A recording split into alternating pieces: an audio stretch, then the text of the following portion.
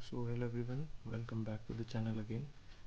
I will try to upload more consistently from now onwards, as a lot of you were commenting in the videos that you need more such videos. So yeah, the nerd coder here is back again. So okay, let's continue with our searching and sorting playlist. So the problem today which we are gonna look is restaurant customers. Okay, so you can simply read the problem statement.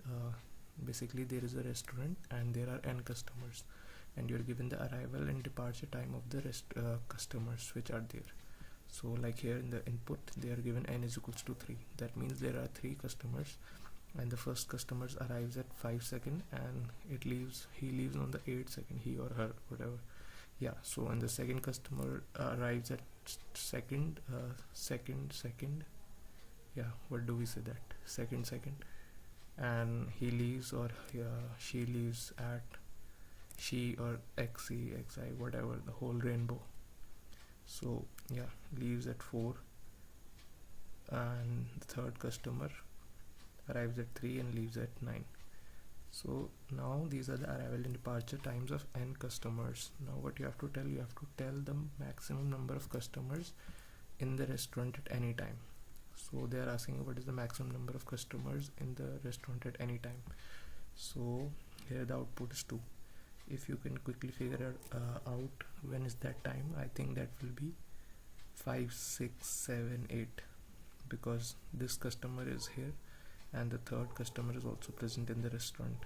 So yeah, so let's look at the approach first, then I'll show the code also. So if you simply look how we can approach this problem, let us consider the input. So we are given 3 customers and 5, 8, then 2, 4, and the third one is 3, 9.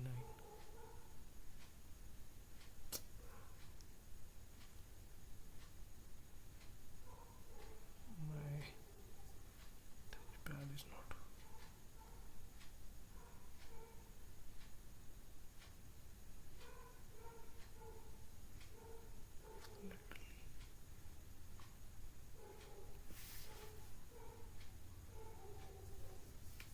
Yeah, so whatever.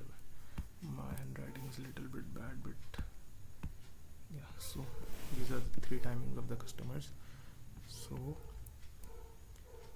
what we can do is, if you can, what's the brute force approach which you can think? You can say like, I'm gonna maintain any kind of array, because you have to hash it, right? You have to store that in that particular interval any customer has arrived or not. So let's say here you can see the maximum time which we are going is 9, right? Why is this not working? Yeah, 9. So maximum time is 9, so we can keep an array kind of thing, maybe of size from 1 to n, right? Yeah, so 1, 2, 3. Damn, this marker, I think. So yeah, 2, then 3, then up to 9.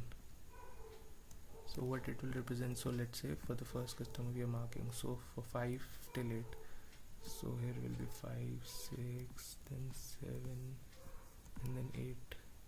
So we know that from 5 till 8, that is for these 4 times, these 4 time intervals, the customer is there. So we can add 1 to each of them. The particular ith index is storing the number of customers at the ith second.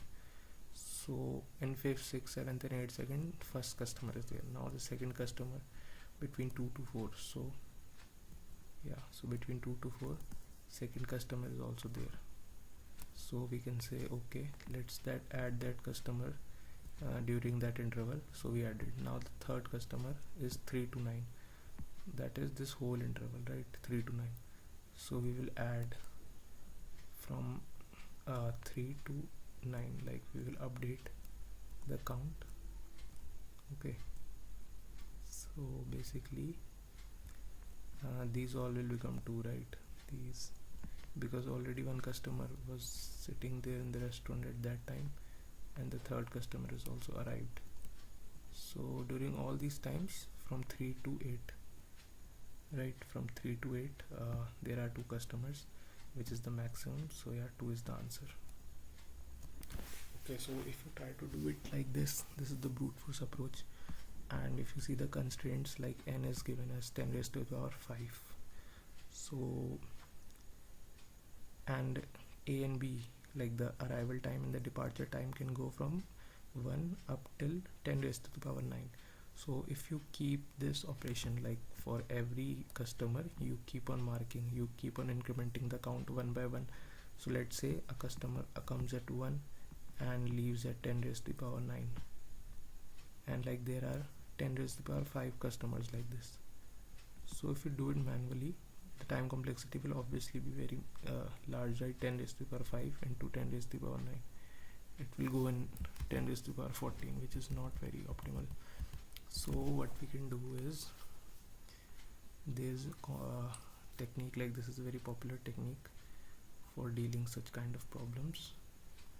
Now what we will do, see, okay, so how we will deal this.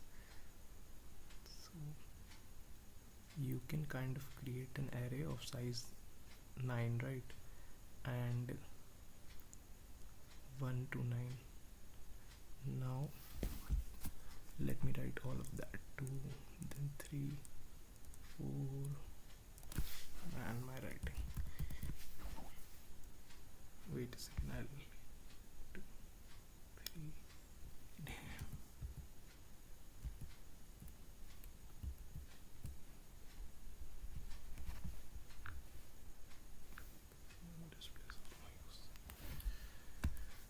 yeah, so 1, then 2, then like 3, then 4, 5, 6, 7, and 8, and 9. Okay, so I know that a customer will arrive at 5 and it will leave at end, so here to here.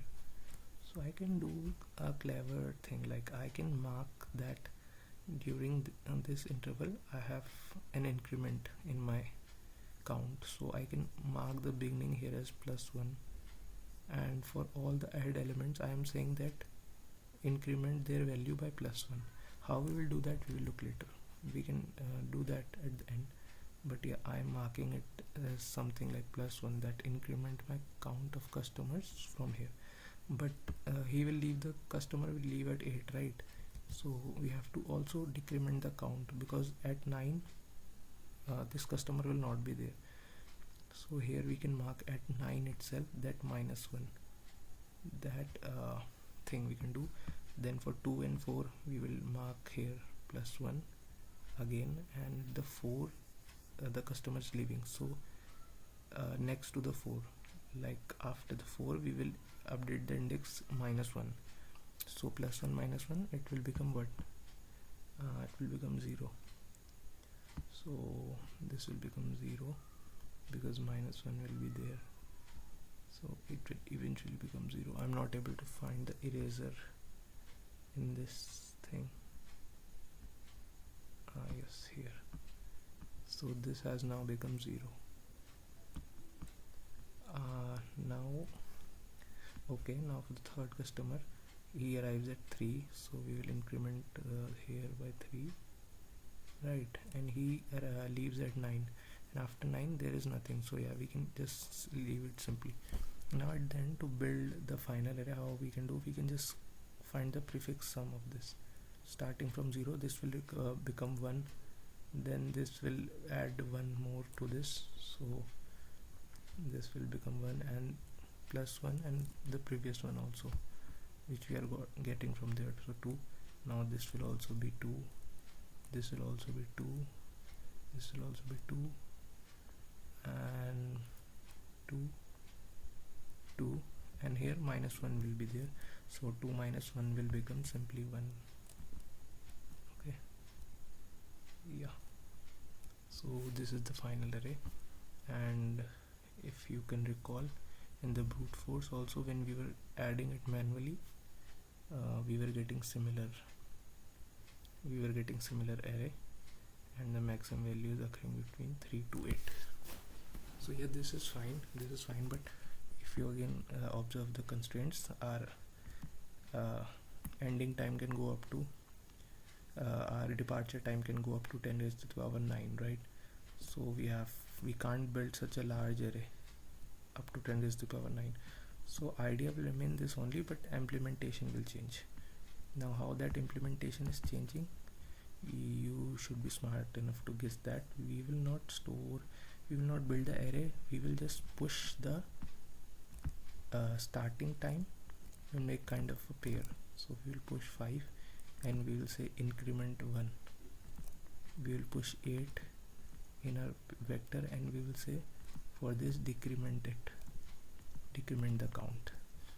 Then for the second customer, we will say push second and increment that we are saying +1, and for the ending we are saying 4 and -1. Okay, and similarly for the last we say 3 and +1, and we say 9, that is the departure time, and we do -1. At the end we are gonna simply sort all of this, because we are looking from the starting, right, from the timeline from 1 all the way up to 9. So we will sort them and then we will just take the prefix sum. So enough of talking, let's see the code. So here you can see I have taken n, then I created a vector of pair events. Now I am just taking the input start time and end time for n customers, and then I'm pushing it into the vector of pair. And for the start time, I am when the customer arrives, I am making the value as +1, and when the customer leaves, I am making the value as -1. And then just you can simply sort the events array, and then you can kind of create a variable to find the running sum of that array, and result initialize with 1. Then you can just find the max. And yeah, that's all about this problem. If you understood the solution, please make sure to like the video and subscribe to the channel. Yeah, thank you.